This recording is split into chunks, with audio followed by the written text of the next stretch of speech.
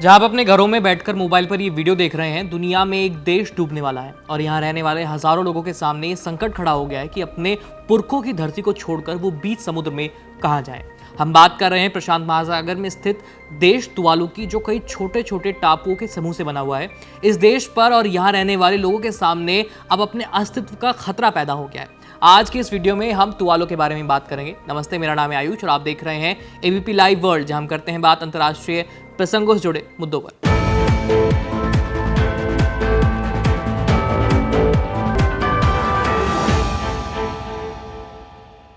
अचानक से ये छोटा सा देश चर्चा में इसलिए आ गया क्योंकि 25 सितंबर को यानी आज यूनाइटेड नेशंस में तुवालू के प्रधानमंत्री ने यह मुद्दा पूरी दुनिया के सामने फिर से उठाया है। इससे पहले साल 2021 में COP26 के मंच पर एक वीडियो दिखाया गया था। उस वीडियो की तस्वीरें आपकी स्क्रीन पर मौजूद हैं।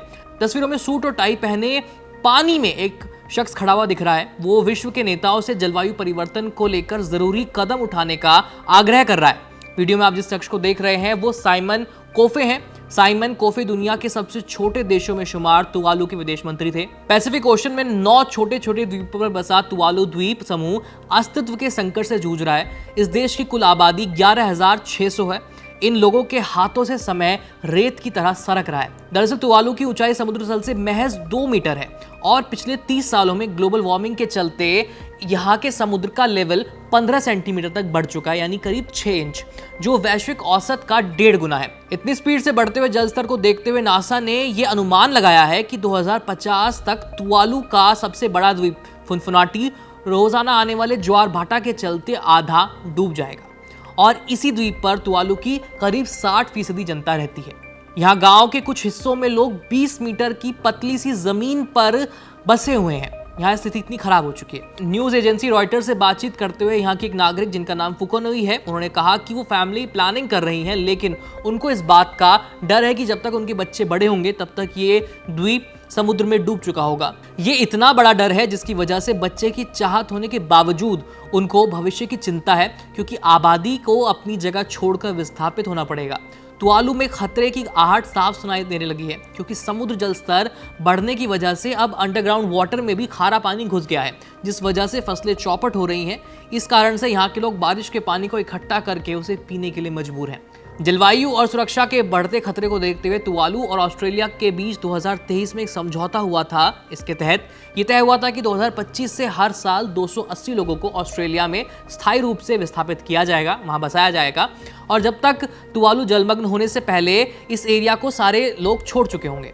लेकिन यहाँ के नागरिक अपनी पुरखों की जमीन को छोड़ने के लिए तैयार नहीं है, पर अब उनके पास इसके अलावा कोई दूसरा ऑप्शन भी नहीं बचा है। यहाँ की सरकार एक दूसरे संकट से भी जूझ रही है। दरअसल वो ये चाहती है कि तुवालू डूब भी जाए तब भी संयुक्त राष्ट्र उसको अलग संप्रभु राष्ट्र के रूप में कानूनी मान्यता दे। दरअसल तुवालू अपने समुद्री क्षेत्र पर नियंत्रण बनाए रखना चाहता है, क्योंकि ये पूरा एरिया इकोनॉमिक जोन के रूप में करीब 9 लाख वर्ग किलोमीटर में फैला हुआ है और फिशिंग के अधिकार समेत तमाम समुद्री गतिविधियों के लिहाज से ये बहुत बड़ा एरिया है। तुवालू की इसी इच्छा को 25 सितंबर यानी आज संयुक्त राष्ट्र में अपने संबोधन में वहां के प्रधानमंत्री ने बताया है। बता दें कि हर साल यूनाइटेड नेशंस के सदस्य देश क्लाइमेट चेंज को लेकर एक मीटिंग करते हैं, जिसे COP कहते हैं। कुछ दिनों तक आप अपने टीवी स्क्रीन पर और न्यूज चैनल्स पर इन मीटिंग की तस्वीरों को और वीडियोस को देखते हैं। 1995 से हर साल ये मीटिंग्स हो रही हैं और हर बात ये बात की जाती है कि जलवायु संकट बढ़ रहा है और सबको इस पर कुछ करना चाहिए, लेकिन इस मीटिंग में कोई ठोस निष्कर्ष नहीं निकलता है। अक्सर कोई ना कोई देश अपने निजी फायदे के चलते बिगड़ी जलवायु को रोकने के लिए कोई ठोस कदम उठाने से पीछे हट जाता है। अब वो समय नहीं रहा जहां दुनिया भर के नेता मिलकर क्लाइमेट चेंज के बारे में बात करें, बल्कि अब बात करने का समय निकल चुका है और कुछ बड़े और कड़े फैसले लेने का समय आ गया है। अगर तुवालू की हालत देखकर भी हम सचेत नहीं होते हैं तो और भी कई देशों का अस्तित्व खतरे में पड़ जाएगा। बाकी इस मुद्दे पर अपनी राय हमें कमेंट सेक्शन में लिख भेजिए। मेरा नाम है आयुष, देखते रहिए एबीपी लाइव। धन्यवाद।